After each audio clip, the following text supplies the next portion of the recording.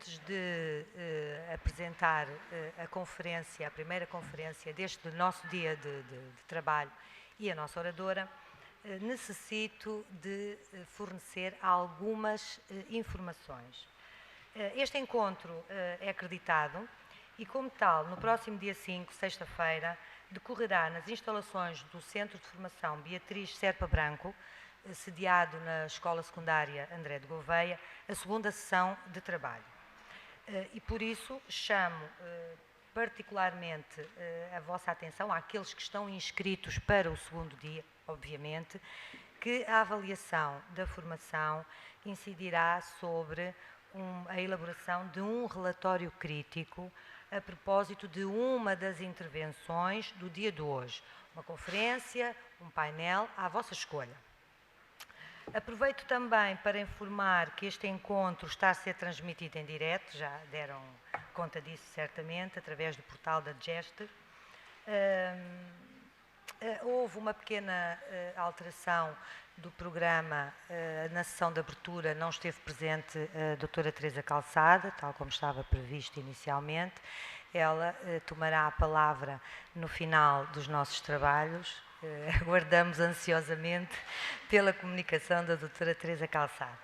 Bom, posto isto, damos então início à sessão. Na primeira comunicação de hoje, Desafios Tecnológicos, um jogo de luzes e de sombras, teremos certamente a oportunidade de testemunhar como a imagem, a rapidez, o imediatismo dominam o universo das nossas crianças e jovens, reforçando a fragmentação e a dispersão e, como tal, alterando os processos de desenvolvimento cognitivo. O cérebro leitor modifica-se face aos novos média, como afirmam alguns estudos recentes. Qual o papel da escola? Qual o papel da biblioteca perante esta nova realidade? A oradora é a doutora Anabela Martins, técnica do gabinete da coordenador da Rede de Bibliotecas Escolares, coordena projetos diversos de promoção da leitura, é responsável pela articulação ao nível das atividades desenvolvidas no terreno entre a Rede de Bibliotecas Escolares e o Plano Nacional de Leitura, tem coordenado e promovido projetos de articulação entre bibliotecas escolares e bibliotecas públicas e de desenvolvimento de bibliotecas de uso partilhado. Anabela. Obrigada. Bom dia a todos. Em primeiro lugar, quero agradecer o convite que foi feito para estar aqui, partilhar convosco algumas das minhas reflexões e também das preocupações que todos temos face à utilização hoje massiva das tecnologias e à forma como, sobretudo, as crianças e os jovens se apropriam dessas mesmas tecnologias e de que modo é que isso se reflete na leitura ou na alteração de alguns aspectos, não só dos modos de ler, mas como os modos de ler afetam o nosso cérebro, afetam o desenvolvimento das nossas competências cognitivas. Portanto, o que eu vos vou aqui apresentar, em primeiro lugar, será uma ligeira contextualização, depois apresentarei alguns estudos muito recentes, exatamente sobre estes efeitos secundários que as tecnologias têm no nosso cérebro leitor. Portanto, se por um lado estamos, e bem, desde que com bom senso, deslumbrados por aquilo que as tecnologias nos trazem, pela facilidade de comunicação, pela facilidade de acesso à informação, ao conhecimento, etc. Portanto, digamos que tudo isso nós já sabemos, já usamos, mas colocam-se duas questões. Primeiro, como é que os nossos jovens se apropriam dessas mesmas tecnologias e do uso que fazem delas, e em segundo lugar, dos efeitos secundários, portanto das sombras, porque nada é totalmente bom como nada é totalmente mau. Há sempre a moeda e o seu reverso. Portanto, algumas destas sombras ou destes efeitos secundários que esta utilização massiva tem trazido e que estudos recentes apontam. Eu acho isto especialmente relevante, sobretudo para nós, educadores, mediadores de leitura, professores bibliotecários e professores em geral, porque nos permite, conhecendo alguns dos riscos, conhecendo alguns dos efeitos, nós podemos, de alguma forma, trabalhá-los e ultrapassá-los. Se os quisermos ignorar, porque vivemos deslumbrados, é mais perigoso e menos positivo para algo que está aqui e que estará no futuro, seguramente cada vez até com mais desenvolvimento. Assim, falamos, a grande questão é esta: o que é isto do leitor moderno? O que é isto do leitor do futuro? Não sabemos, não é? Temos muitas incertezas acerca disto. Uns dizem uma coisa, outros dizem outra, etc. Mas a incerteza é a grande certeza acerca do que é este leitor moderno, o que é este leitor do futuro.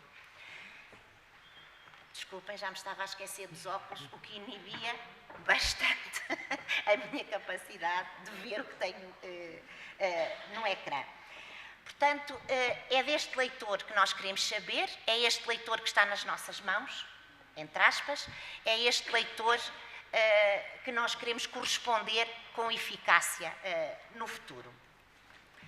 Assim, se não temos certezas, porque não temos pelo menos um conjunto de assunções que penso que são, para todos nós, aceites, não é? E eu começo exatamente por essas assunções. Começamos com as certezas e depois caminhamos para a incerteza e voltamos a ter algumas certezas. Portanto, sabemos que hoje todos os jovens que entram no mundo do século XXI escrevem e leem mais do que em qualquer outro momento. Portanto, isto toda a gente sabe, é dito por todos os estudiosos e nós sabemos. Hoje a leitura faz parte do nosso cotidiano, seja para andar na rua, nos transportes, seja para comunicar, seja para aceder à informação, enfim, a leitura nunca esteve tão presente, porque está presente permanentemente, não é? Hoje um analfabeto dificilmente andaria numa grande cidade, quer dizer, teria que pedir constantemente auxílio, porque tudo é feito de legendas, entre aspas.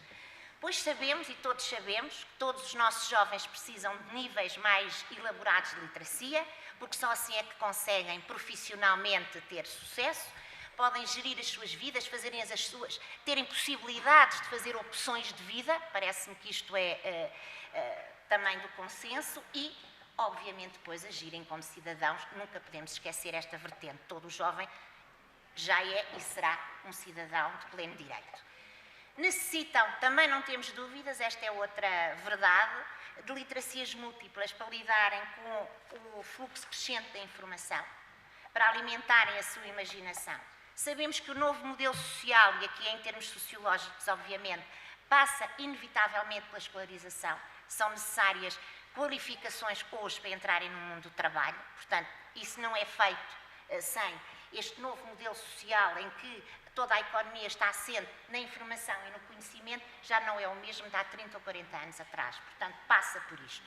Por outro lado, sabemos que hoje analfabetos é difícil, e felizmente em Portugal praticamente não temos neste momento analfabetos literais. Podemos ter analfabetismo funcional, que é diferente, não é? Mas analfabetos é uma margem muito pequena da população e são sobretudo os idosos, não é?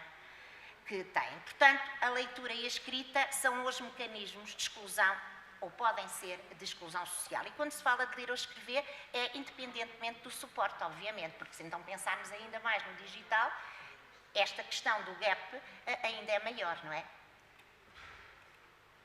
Portanto, eu julgo que esta citação do Chartier, isto é para esta pequena contextualização, resume tudo de uma forma sintética e, na minha opinião, bastante importante. Portanto, ele diz-nos que a revolução digital que vem ocorrendo no presente modificou tudo de uma só vez. Os suportes de escrita são todos diferentes hoje, há vários suportes de escrita, as técnicas de reprodução e de comunicação, portanto, temos diferentes formas de reprodução e de disseminação, e os modos de ler, a forma como lemos, também se alterou. Portanto, isto nunca tinha acontecido na história ao mesmo tempo. Nós sabemos que os suportes já foram alterados, começou-se pela argila, acabou-se... Há toda uma evolução em relação ao suporte da escrita, mas não ocorreram em simultâneo estas alterações.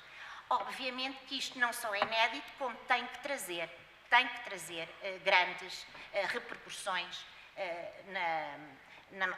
para a sociedade em que vivemos. Se pensarmos que, por exemplo, a imprensa não modificou a estrutura fundamental do livro, que continua a ser composto por folhas, páginas, etc. Mas tudo num mesmo objeto. Agora não. Com o digital, com o eletrónico, o que é que acontece? Há uma separação entre a escrita e a materialidade. E a sua materialidade. Entre o discurso propriamente dito e a materialidade desse discurso. Julgo que Steiner sintetiza aqui muito bem, e só queria dizer que ele escreveu isto nos anos 90, portanto reparem que é uma antevisão genial, quase como o McLuhan, não é? Porque no fundo, lá está, o McLuhan continua a dizer, a afirmação do McLuhan de que o meio é a mensagem continua absolutamente atual, quer dizer, e é exatamente a reação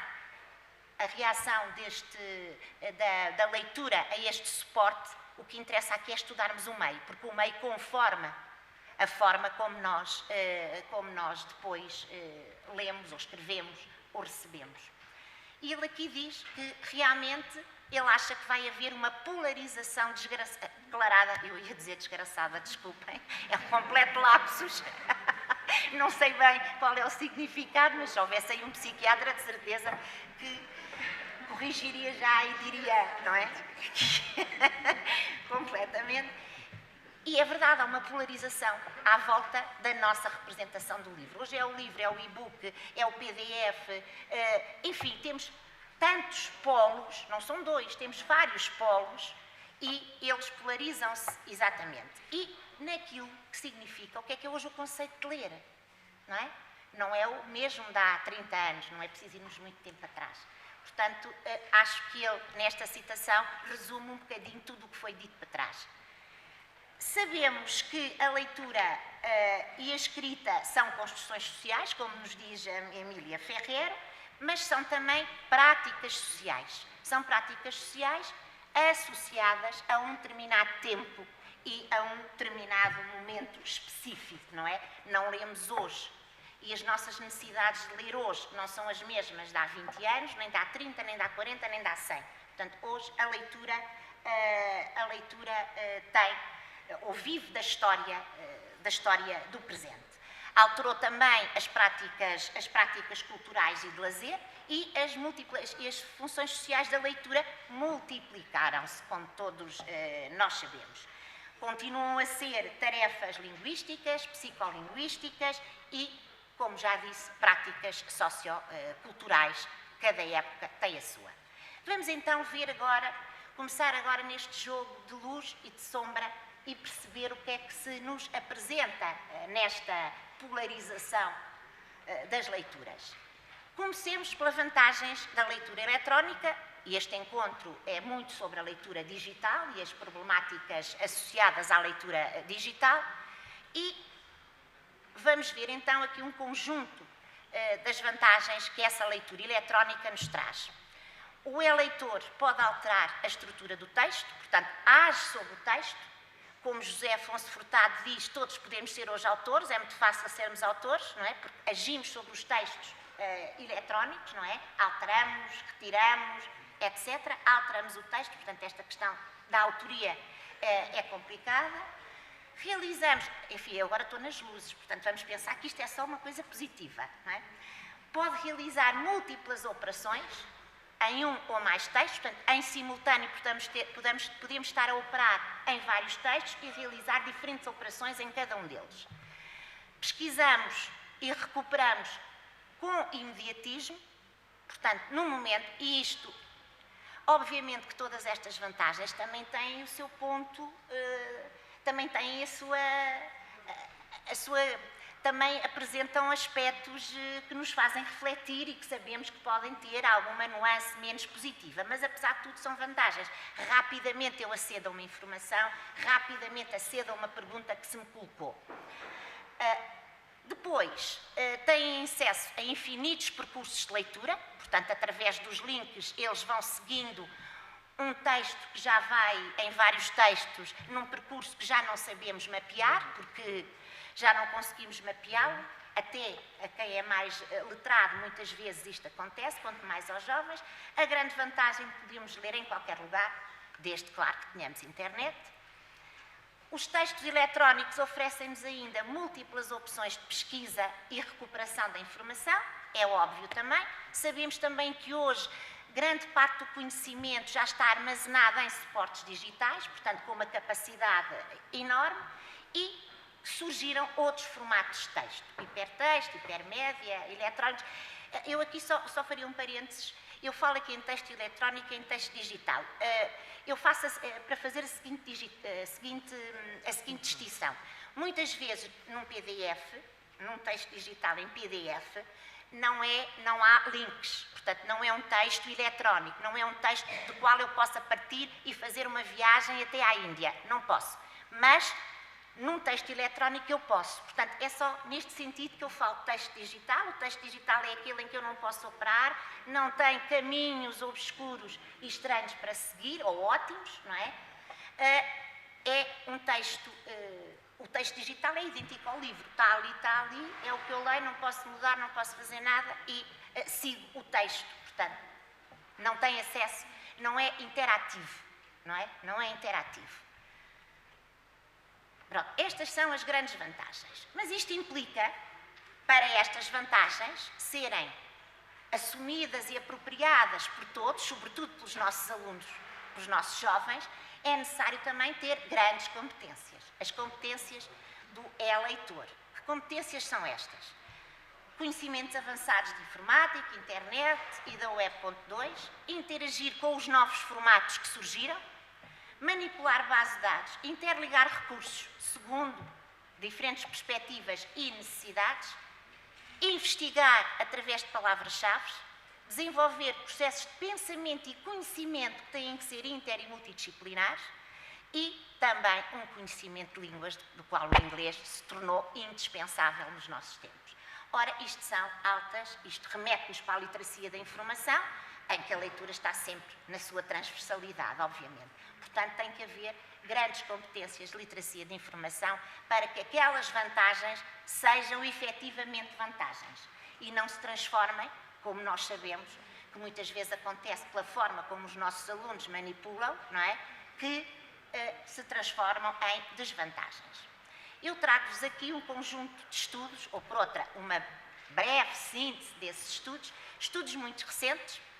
Este do Children's and Young People's Reading Today Findings saiu agora no final de 2012 e foi um estudo feito pelo National Literacy Trust. Eu esqueci-me ali do Trust, mas é o National Literacy Trust, não é? Que, como sabem, é uma organização à qual podemos imputar a maior credibilidade e que fez um estudo em 2011 sobre a forma como os jovens liam. E eu começo exatamente pela observação, começo do fim para o princípio, começo pela observação que o diretor do National Literacy Trust faz acerca dos resultados espantosos, ou eu não diria espantosos, mas que nos interrogam, que nos conferem alguma perplexidade, não é? E em que ele afirma, a pesquisa confirma que as tecnologias desempenham um papel central no desenvolvimento das literacias e nas escolhas de leitura junto dos jovens. Enquanto festejamos o impacto positivo que as tecnologias têm tido ao permitirem novas oportunidades de leitura, é crucial que a leitura impressa não seja posta de lado. Estamos preocupados com os resultados obtidos nesta investigação, que nos mostram que as crianças e jovens que leem apenas em ecrã têm menos probabilidade de ter prazer na leitura e de tornarem leitores assíduos, quer dizer, leitores com altas competências.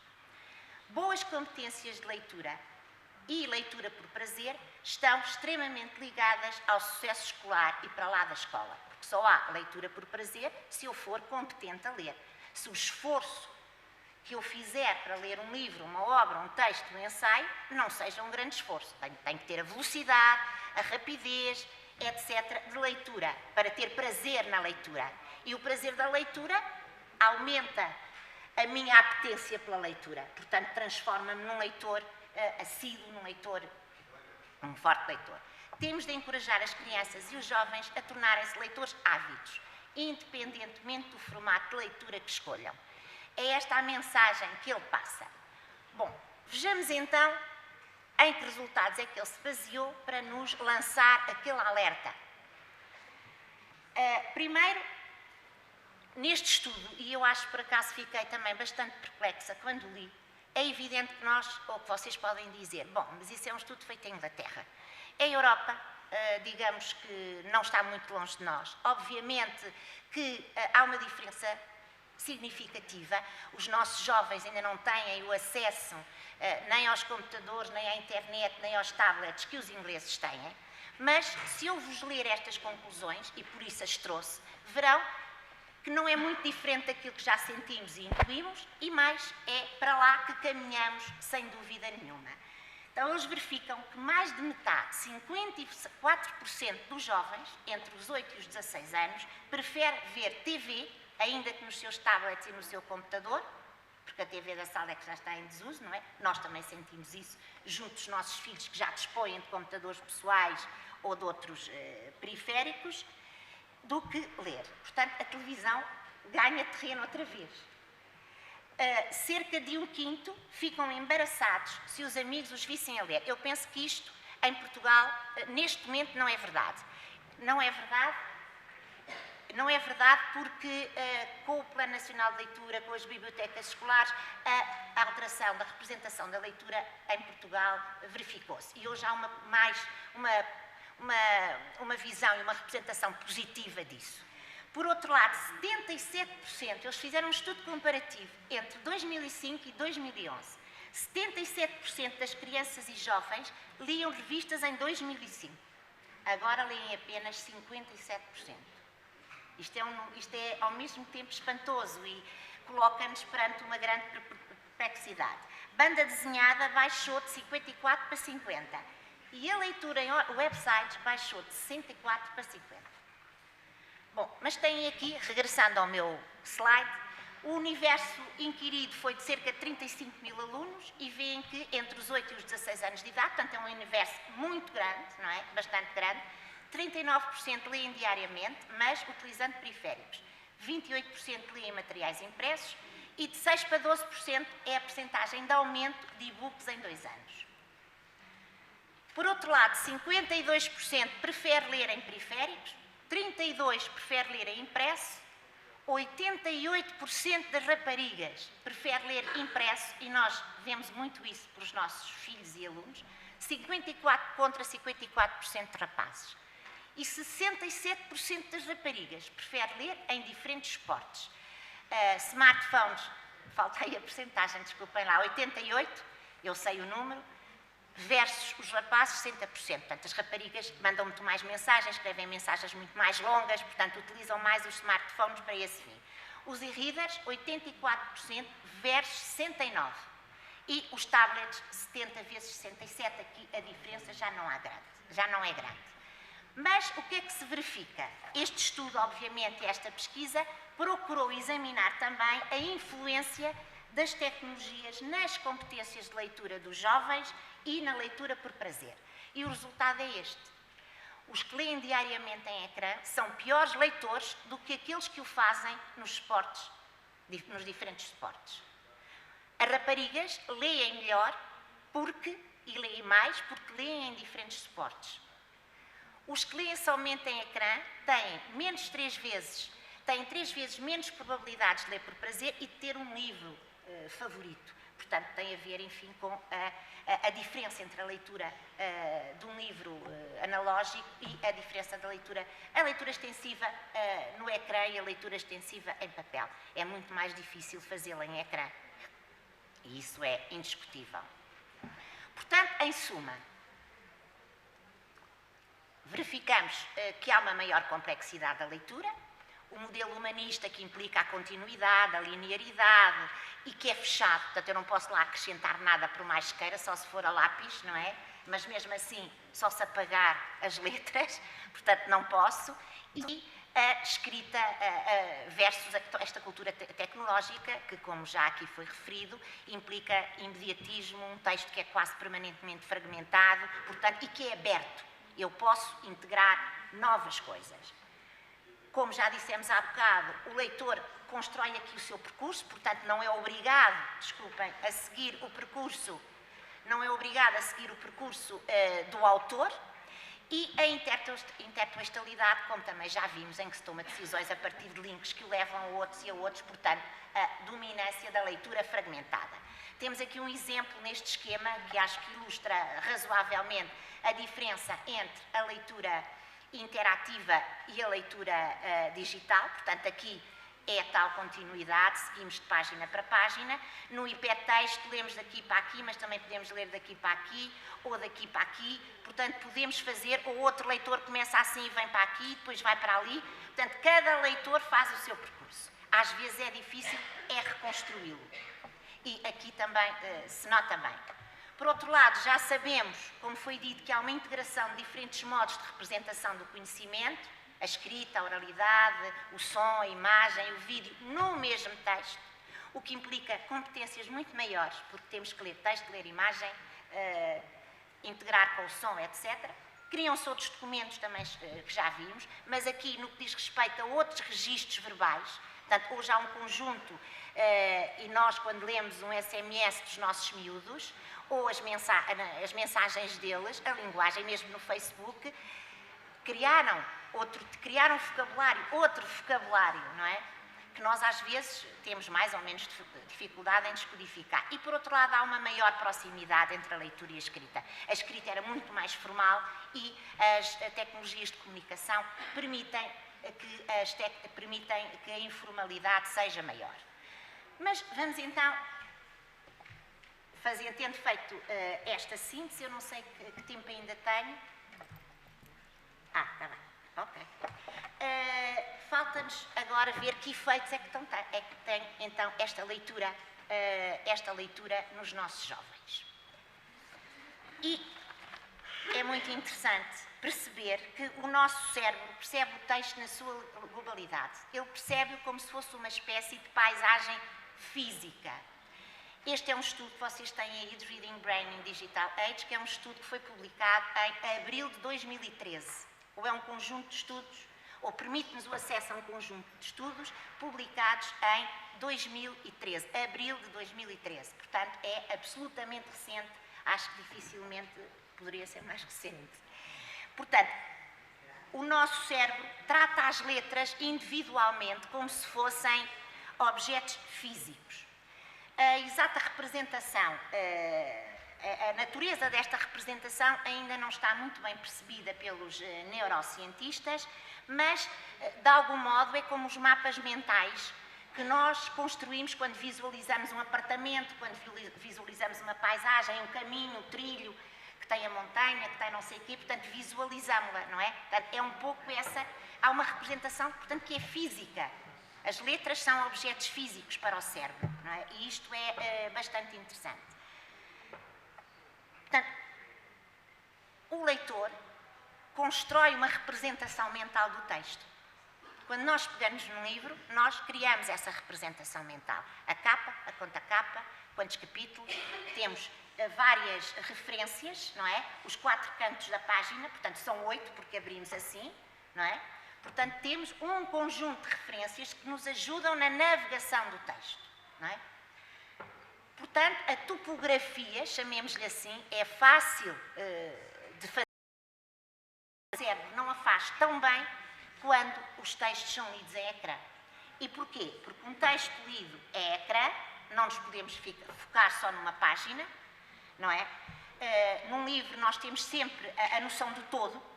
Portanto, andamos para a frente e para trás, folheamos, vamos ao capítulo com muita facilidade. Basta fazer assim. Atenção que isto não há defesa aqui de nenhum. É apenas alertar para alguns estudos que são feitos e pensarmos estratégias de usar todos os benefícios em detrimento dos efeitos secundários que queremos ultrapassar, não é? Esta topografia é evidente que é mais óbvia num livro do que em ecrã. No ecrã nós podemos, seja ele qual for, os e-readers, os smartphones, etc., interferem com esta navegação intuitiva e dificultam a elaboração do mapa mental, porque andamos para cima e para baixo, não é? Podemos identificar a palavra com uma pesquisa ou identificar uma frase, mas nunca com referência ao texto, não é? Enquanto que num livro, se eu quiser, eu procuro por referência ao texto, por referência a uma situação específica que eu quero encontrar. E isto ainda não é possível nos outros contextos.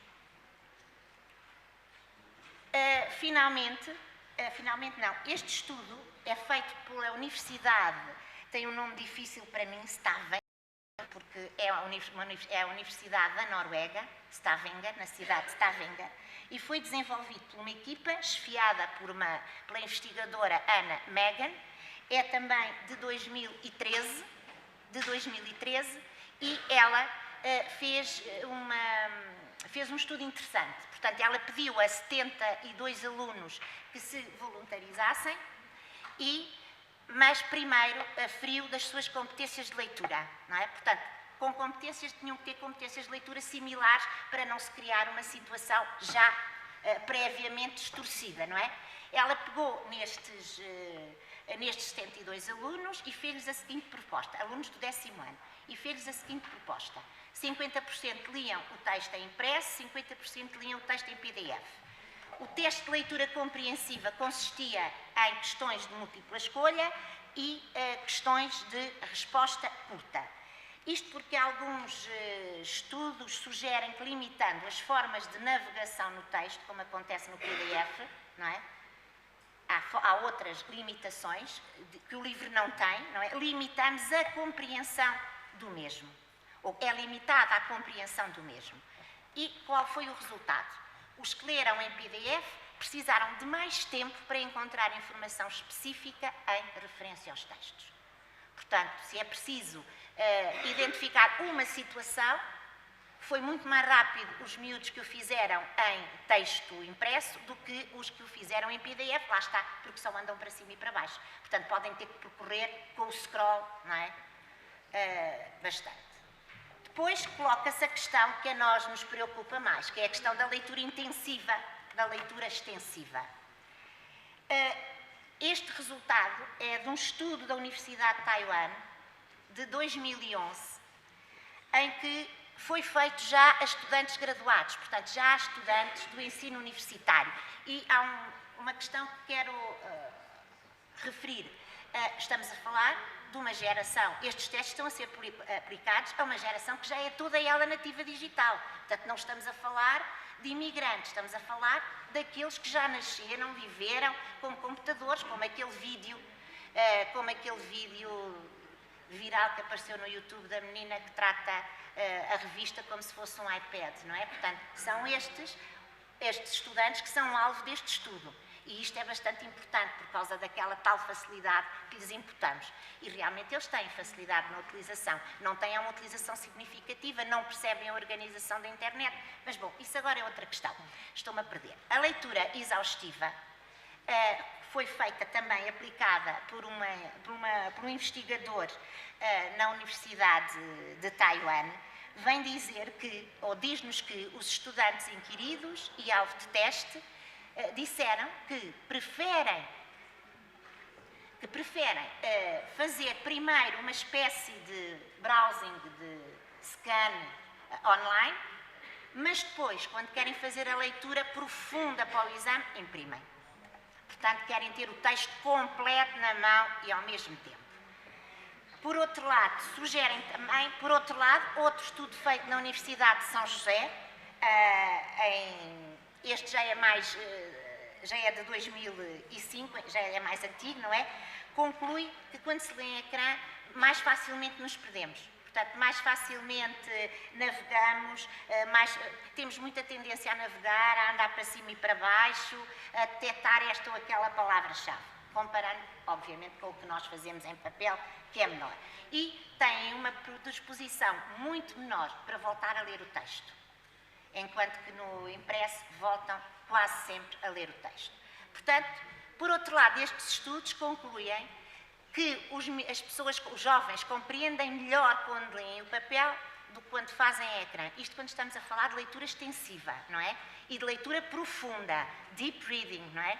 Sugerem também que, para além da compreensão leitora, isto é muito interessante, e o estudo refere também a adultos como nós, que somos bons imigrantes digitais, estou a ser simpática, que somos ótimos imigrantes digitais, sugerem que também nós somos afetados. Portanto, a leitura em ecrã, porque abrimos muitas janelas e quando queremos vamos buscar, isso afeta a nossa memória de trabalho. Enquanto que num livro a nossa memória de trabalho está sempre presente, não é? Ou então somos nós que fazemos as nossas anotações para. E a memória a longo termo também é afetada, é por isto que isto se estende a todos, não é? Mas sobretudo aos nossos jovens, que nós sabemos que já têm graves problemas de concentração e de memória. Portanto, e quase para terminar, diríamos que a leitura em diferentes suportes é absolutamente necessária. A leitura profunda, a leitura extensiva, a leitura literária é essencial. Não é por acaso que no estudo da National Literacy Trust são as miúdas que têm melhor desempenho. Não só leem em diferentes suportes, como leem mais livros do que os rapazes. Portanto, esta questão do género é uma questão que continuamos a viver um pouco da mesma maneira. Mas é a leitura extensiva, a leitura literária que nos dá esta riqueza lexical, a argumentação, a expressão dos sentimentos, a compreensão do outro. Portanto, o valor intrínseco da própria literatura na formação dos nossos miúdos e dos nossos jovens. E isso tudo se adquire pela leitura. Eu julgo que esta citação do Steiner eu acho-a fabulosa e tem a ver com o princípio desta comunicação. A literatura dá um acesso privilegiado à cadência, à coreografia, à topografia da experiência interiorizada. E agora, claro, a questão é se a leitura é ou não um problema social, e é, como sabemos, hoje é preciso ler, é exigida maior qualificação aos nossos jovens, há uma multiplicação das funções sociais e económicas da leitura, outras necessidades de formação, etc. E a questão que se coloca é se há uma crise da leitura ou da capacidade de ler. Há uma coisa que é certa também, é outra assunção. Existem hoje outros cenários, existe um novo sujeito leitor. Um leitor que tem que ler em múltiplos suportes. Porque só assim é que será um leitor competente. Portanto, não podemos vincular só a um suporte ou a outro. Temos que integrar nas nossas práticas todos os suportes. Os miúdos têm que ler livros inteiros, os meninos têm que ler e-books, os meninos têm que ler PDFs, os meninos têm que fazer tudo isto para serem bons leitores. É evidente, não podia deixar de falar da escola e da biblioteca, não é? Que são-lhes imputadas, obviamente, a criação de condições favoráveis e exigentes, e aqui falo de todas as bibliotecas, das bibliotecas escolares, das bibliotecas públicas, que têm que favorecer a aprendizagem da leitura, o desenvolvimento das competências e a sustentabilidade de permanência. Isto só se faz se eles forem leitores bons e leitores competentes. Muitos estudos indicam que a maior parte dos alunos, quando sai do secundário, deixa de ler. Quando eu digo deixa de ler, lê a revista, lê o jornal, mas deixa de ler num sentido mais profundo do termo. E terminaria com esta frase, porque eu acho que o José António Marina diz isto de uma forma muito bonita, como eu nunca saberia dizer, e temos aí todos os suportes possíveis, temos aí a festa da leitura em diferentes suportes, do caos da leitura em suporte livre, temos tudo aí representado, e essa citação que eu julgo que é muito boa do Marina. Estamos seguros que se é a escola inteira que educa, a biblioteca deve servir para reforçar essa unidade leitora. A leitura poderia ser o grande sistema circulatório que manteria vivo o sistema educativo. Assim nos permitam, não é? E muito obrigada pela vossa atenção.